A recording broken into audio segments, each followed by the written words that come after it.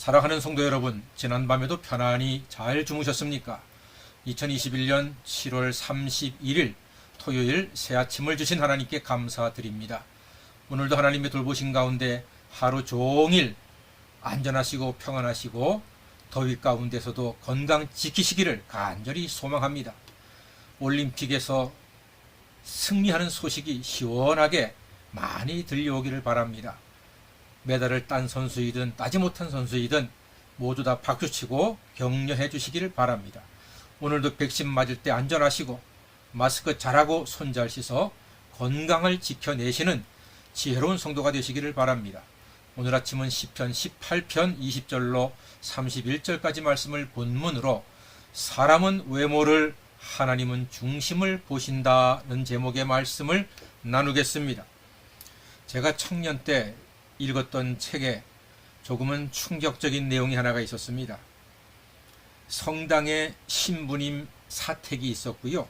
그 사택의 건너편에 안타깝게도 가진 재능이 없어서 몸을 팔아서 먹고 사는 여인이 있었습니다. 그런데 그 신부님은요, 남자가 그 여인의 집에 들어갈 때마다 마당에 돌을 하나씩 쌓았습니다. 세월이 많이 흘러갔습니다. 오랜 세월 후에 성당 신부님 사택의 마당에는 큰 돌무더기가 생겨났습니다. 두 사람은 늙고 병들어서 마침내 하나님의 심판대 앞에 서게 되었습니다. 여러분, 둘 중에서 천국에서 우리 하나님으로부터 큰 상급과 칭찬과 위로를 받는 사람은 누구였겠습니까? 하나님께서 이렇게 판결하셨습니다. 신부님을 향해서는 자네는 진정으로 영혼을 사랑함이 없이 여인의 죄만 계수를 하였네. 그리고 여인을 향해서 이렇게 말씀하셨습니다. 자네는 달리 생계수단이 없는 불쌍한 여인이었는데 늘 애통하고 괴로운 마음으로 기도하였으며 부끄러운 중에도 구제와 봉사에 남 모르게 힘써왔으니 큰 상을 내리겠노라 말씀하셨답니다. 예, 청년 때 이 책은 저에게는 사실은 대단히 충격적이었습니다. 그러나 그 핵심적인 내용은 이것이죠. 하나님이 보시는 눈과 사람이 보는 눈은 다르다는 것입니다. 사람은 외모를 보지만 하나님은 중심을 보신다고 하는 지극히 성경적인 이야기였습니다. 오늘 다윗의 놀라운 고백을 봅니다. 20절 말씀 보니까요. 여호와께서 내 의를 따라 상 주시며 내 손의 깨끗함을 쫓아 갚으셨다고 했습니다. 아니, 다윗이 자기의 의를 따라 자기 손의 깨끗함을 쫓아서 갚으신다고요? 아니, 손이 깨끗하다고요? 그 많은 피를 흘렸고 밧세바의 간음 사건도 있었고 그 남편 우리라에 대한 살인 교사의 죄까지 지었는데 그 손이 깨끗하다고 주장하고 있습니다. 와, 이게 무슨 말인가요?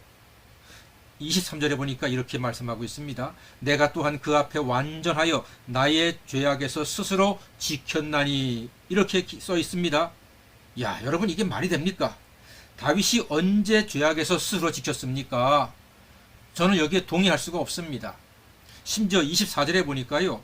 그러므로 여호와께서 내 의를 따라 갚으시되 그 목전에 내 손에 깨끗한 대로 내게 갚으셨다고 노래하고 있습니다.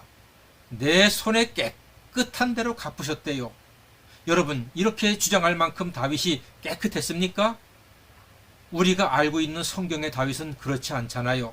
분명 다윗은 자기 죄 때문에 밤새 울어서 눈물로 침상을 띄울 정도였습니다.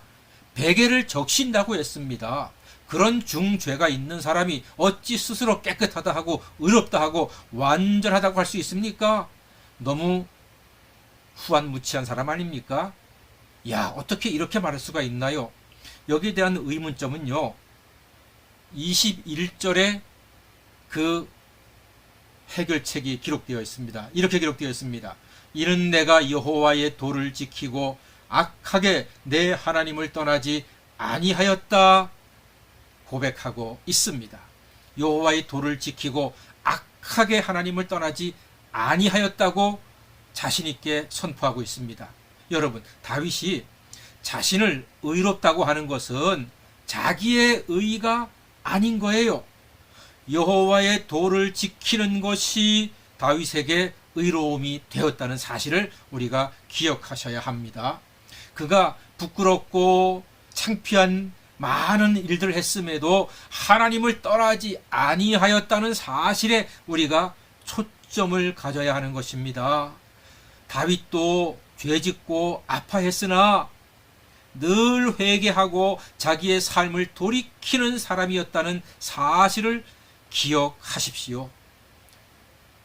신부님 집 건너편에 몸 파는 여인처럼 비난받을 일을 했음에도 불구하고 늘 하나님께 상한 심령으로 가난한 마음으로 섰기 때문에 하나님의 긍휼을 입을 수 있었다는 사실입니다. 예, 그렇습니다. 사랑하는 여러분, 우리도 그렇지 않습니까? 우리가 과연 하나님 앞에 늘 떳떳합니까? 누군가 내 가슴에 손가락을 쿡 찌르면서 당신은 죄가 없습니까? 하나님께 부끄러움이 없습니까? 하면은 우리는 자신 있게 예, 나는 죄가 없습니다. 부끄러움이 없습니다라고 말할 수가 있겠습니까? 그럴 사람이 세상에 누가 있습니까? 사도 바울조차도 나는 죄인 중에 괴수라고 하지 않았습니까? 그 고백이 다 우리의 고백 아니겠습니까? 그런데 사랑하는 여러분, 우리도 다윗처럼 하나님 말씀에 집중하고 하나님 은혜에 집중하고 하나님을 바라보고 회초리를 맞더라도 부족하더라도 아프더라도 실패하더라도 하나님의 은혜를 사모하고 하나님 도와주세요, 하나님 용서해 주세요, 하나님 제가 부족합니다 간구하고 달려갈 때 오늘 다윗처럼 하나님께서 그 손을 잡아주시고 구원의 은총을 베풀어 주시는 것입니다. 다윗은 자기의 죄에 집중하지 않고 용서하신 하나님의 사랑과 새로운 소망에 집중하였기 때문에 새 힘을 얻을 수가 있었습니다. 30절 말씀 보니까요, 하나님의 도는 완전하고 여호와의 말씀은 정리하니 저는 자기에게 피하는 자의 모든 자의 방패시라고 말씀하고 있습니다. 그렇습니다. 여러분, 우리 하나님께서는 자기에게 피하는 모든 자에게 방패가 되어주신다고 말씀하고 있습니다. 우리도 마귀가 우리를 참소하고 비난하고 스스로 우리의 부끄러움이 우리를 찌르기도 하고 연약하지만 여러분, 오늘 다윗의 고백처럼 여호와의 도는 완전하거든요. 여호와의 말씀은 정리하거든요. 그러므로 우리가 하나님께 피하기만 하면 하나님께서는 우리에게 영원하고도 안전하고도 강력한 방패가 되어주시는 줄 믿습니다. 그러므로 마귀와 세상은 약하고 부족한 내 모습을 자꾸만 비추지만 하나님께서는 회개하고 사모하는 심령을 비추셔서 소망으로 붙잡아 인도해 주시는 줄 믿습니다. 그러므로 예수님 안에서 하나님의 은혜로 늘 담대하게 복되게 살아가시는 하나님의 자녀가 다 되시기를 주님의 이름으로 간절히 축원합니다. 아멘. 기도하겠습니다.